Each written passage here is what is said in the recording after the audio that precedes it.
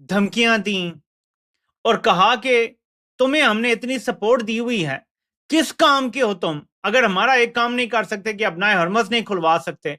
तो ट्रंप ने 1 point agenda दिया था मीर जाफर को और अर्दली को कि आपने अपना हरमस खुलवानी है, जो मर्जी करो। जो कुछ किया हमारी लीडरशिप ने, उसके बाद मैं ये कहूंगा कि पाकिस्तान के प्राइम मिनिस्टर और फील्ड मार्शल सईद आसिम मुनीर ये इस वक्त वेल डिजर्विंग कैंडिडेट है, बल्कि दुनिया के वाइज ये दो ही लोग ऐसे हैं जिनको नोबेल पीस प्राइज मिलना चाहिए। चित्तर करो, चलाकी करो, फ्रॉड करो, धोखा करो, लेकिन ये खुलवाओ। अब धोखा हुआ है, मैं आपको बताता हूं और आपको खबरें दिखाता हूं कि आपको पता चलेगा कि धोखा हुआ है। ट्रंप कहता है the United States will work closely with Iran which we have determined has gone through that will be a very productive regime change. There will be no enrichment of uranium, and the United States will, working with Iran, dig up and remove all of the deeply buried B-2 bombers' nuclear dust. It is now and has been under very exacting satellite surveillance. Nothing has been touched from the date of attack. We are and will be talking tariff and sanctions relief with Iran. Many of the 15 points have already been agreed upon. Yeah, been agreed to. Thank you for your attention to this matter. आज पाकिस्तान को अल्लाह ताला ने ये जो इज्जत अता फरमाई है, पाकिस्तान की तारीख में it is the most shining moment. Cease fire आगे चलती है कि नहीं चलती उसको छोड़े, हमने अपने बच्चों को और शहर को छुट्टी दे दी है। यौम तशक्कर हम मना रहे हैं। टोक्यो से लेकर लंदन तक और कासाब्लांका से लेकर कोलालमपुर तक टेलीविजन और तमाम जो इदारे जो हैं, जिस तरह आज पाकिस्तान का जिक्र कर रहे हैं, इस तरह का मंजर देखते आप कभी नहीं देखा। दुनिया के जिस एयरपोर्ट पर भी पाकिस्तानी उतरे उन्हें सैल्यूट किए गए आगे से, और उनके पासपोर्ट देखकर उन्हें पीस मेकर कहा गया। अभी बहुत ही चाव के साथ हमारे यहाँ जश्न शुरू किया गया था कि सदर ट्रंप ने एक नया धमाका किया है। लबनान में अब तक कभी इतनी शदीद बमबारी नहीं की गई इसराइल की जानिब से जो गुज़िश्ता रोज की गई है। यार इतनी बड़ी तबाही, पूरी की पूरी इमारतें मलिया मेट कर दी, ये गजा बनाया जा रहा है लबनान को। तो ये है धोखे पर धोखे पर धोखा। और उन्होंने कहा है कि असल में मुज़ाकरात की टेबल पर ईरान को लाने वाला कोई और नहीं, चाइना है। ये ईरान के वजीर खारजा हैं। ये शहबाज शरीफ की ट्वीट को कोट करके कह रहे हैं कि शहबाज शरीफ ने कहा था अलोंग विद देयर एलाइज, और नीचे देखें हाईलाइट हुआ है इंक्लूडिंग लबनान। ये चपेड़ है पाकिस्तान के मुंह पे, इनको मुजम्मत करनी चाहिए इसकी। उतना जश्न ईरान नहीं मना रहा जिन्होंने, और अमेरिका ने भरपूर हमले किए और अमेरिका कह रहा है हमें फतह हुई है, कोई अमेरिकी जश्न नहीं मना रहा। और दूसरी तरफ ईरान जिन्होंने आपके सामने 40-45 दिन, वो भी कहते हैं हमने डट के मुकाबला किया, और ईरान कहता है हमें फतह हुई है। लेकिन जश्न पाकिस्तान में है। तालियां पिटी जब शहबाज शरीफ बैठे और उन्होंने ये बताया कि रातों को जाग के, जी हाँ, अनवान था रातों को जाग के, उन्होंने कहा मैं भी रातों को जागा हूं और काम किया है। उन्होंने कहा कि इसहाक डार भी रातों को जागे हैं और काम किया है। उन्होंने कहा कि फील्ड मार्शल भी रातों को जागे हैं और काम किया। तीनों रातों को जागे हैं। वैसे आप रातों को ही जागते हैं सारे, मैं रोज़ ही रात को जाग के काम करता हूँ, पूरी रात ही जाग रहा होता हूँ क्योंकि पाकिस्तान के साथ काम कर रहा होता हूँ। तो ये, लेकिन उनके हिसाब से ये बहुत बड़ी कुर्बानी है कि वो चंद रातें जो हैं उसमें कुछ घंटे उन्होंने जाग के अगर कुछ किया है। लेकिन बहरहाल कैबिनेट का अनुमान था कि रातों को जाग के हमने ये काम किया, और वहाँ पर तालियां बजीं, हुजूर ये आपका विजन है और ये आपको सब कुछ जो है वो मुबारक हो। और पाकिस्तान ने, कईयों ने तो कहा कि 100 वर्ल्ड कप जीतने से ज़्यादा बड़ी फतेह है जो पाकिस्तान को नसीब हुई है। अच्छा, हो सकता हुई हो। जुमे को यौम तशक्कर मनाने का पाकिस्तान ने फैसला किया है। क्या फैसला किया है? यौम तशक्कर मनाने का पाकिस्तान ने फैसला किया है।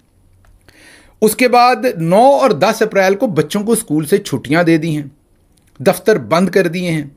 सरीना होटल का पूरा सरीना होटल खाली करा लिया। वो तो चले अच्छी बात, मेहमान आ रहे हैं तो उन्हें सिक्योरिटी आपने फराम करनी, उस पर नहीं, लेकिन बच्चों को स्कूलों से छुट्टियां, पूरा शहर बंद। मतलब आप मुझे ये बता सकते हैं पूरी दुनिया में कहीं ऐसा होता हो कि वहाँ कोई 10-12 बंदों ने पूरे शहर में, एटमी कुव्वत का मुल्क हो, एटमी कुव्वत का, उनको अपनी सिक्योरिटी का इतना डर हो कि वो बच्चों को स्कूल भी ना आने दें, दफ्तरों में भी लोगों को ना आने दें कि कहीं सिक्योरिटी का मसला ना बन जाए, वो इस चक्कर में छुट्टियां दे दें और उसको कवर करने के लिए कहें कि यौम तशक्कर है। पिछले साल पूरे 1 साल में 365 दिनों में बच्चे कितने दिन स्कूल गए? 127 127 डेज। वैसे माशाल्लाह जो स्पीड है, आसिम साहब भी आपको पता है कि मेरा ख्याल मैट्रिक या एफए करके गए होंगे फौज में, तो जो स्पीड है उसमें मुझे लगता है कि अब हमारे बच्चे अगले ज़्यादा एफए किया करेंगे। आगे बढ़ने वाला काम तो ख़त्म हो गया, तो हमने छुट्टी दे दी। अब दूसरी तरफ फाइनेंशियल टाइम्स ने ये स्टोरी रखी जो आपको भी अच्छी नहीं लगनी, बाकियों को भी अच्छी नहीं लगनी।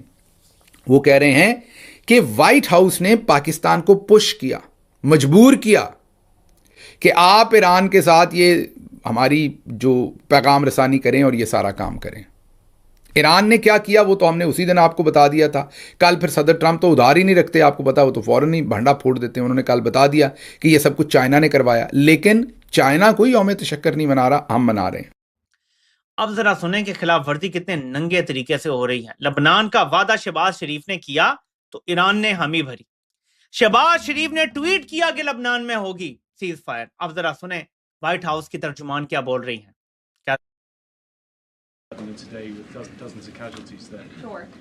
Lebanon is not part of the ceasefire. That has been relayed to all parties involved in the ceasefire.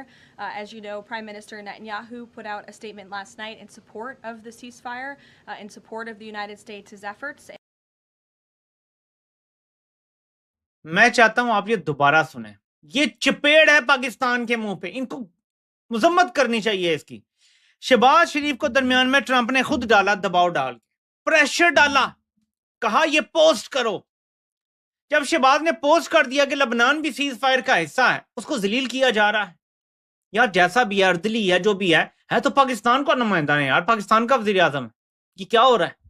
जरा दोबारा सुने क्या कह रही है व्हाइट हाउस के तर्जुमान कि लबनान तो हिस्सा ही नहीं है डील का, और शहबाज से फिर किस लिए ट्वीट करवाया था? जलील कर रहे हैं पाकिस्तान को भी। ये जरा दोबारा सुने। Today with dozens of casualties there. Sure. Lebanon is not part of the ceasefire. That has been relayed to all parties involved in the ceasefire. As you know, Prime Minister Netanyahu. तमाम parties को relay कर दिया, बता दिया गया है कि लबनान नहीं है हिस्सा इसका। तो फिर शहबाज को क्यों जलील किया है भाई?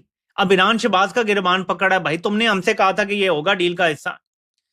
अब एक और आपको बताता हूं। ईरान को बताया गया आपके 10 पॉइंट अमेरिका ने मान लिए हैं।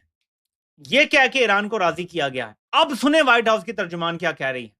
ये जरा सुनिएगा, आपको पता लगेगा कि उम्मत की पीठ पे कैसा खंजर घोंपा गया है। Already. So let me be clear and correct the record. The Iranians originally put forward a 10-point plan that was fundamentally unserious, unacceptable, and completely discarded. It was literally thrown in the garbage by President Trump and his negotiating team. Many outlets in this room have falsely reported on that plan as being acceptable to the United States, and that is false.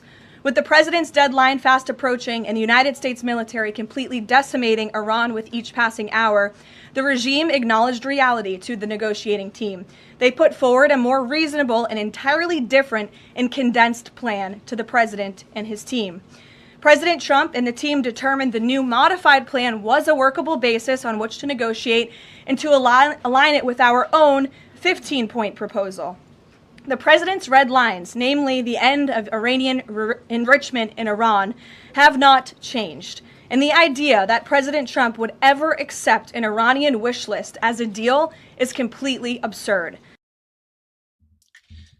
Iran के वजीर खारजा कह रहे हैं ये हिस्सा था deal का।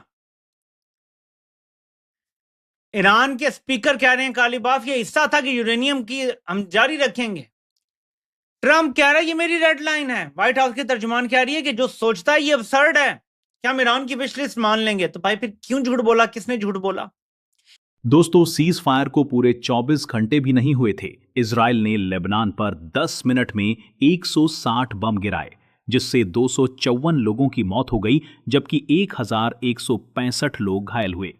Cease fire को लेकर पाकिस्तानी कल तक इसका जश्न मना रहे थे कि उन्होंने ईरान, इजराइल और अमेरिका के बीच सीज फायर करवा दी, लेकिन आज उन्हें ईरान और अमेरिका दोनों कोस रहे हैं। ईरान की नाराजगी पर इजरायली पीएम बेंजामिन नेतन्याहू और डोनाल्ड ट्रंप ने कहा कि समझौते में लेबनान शामिल नहीं है।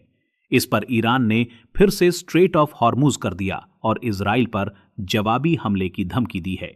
लेकिन फिर भी पाकिस्तानियों ने ट्रंप के तलवे चाटते हुए ईरान को सीज फायर के लिए मनाया, लेकिन इसका क्या नतीजा निकला?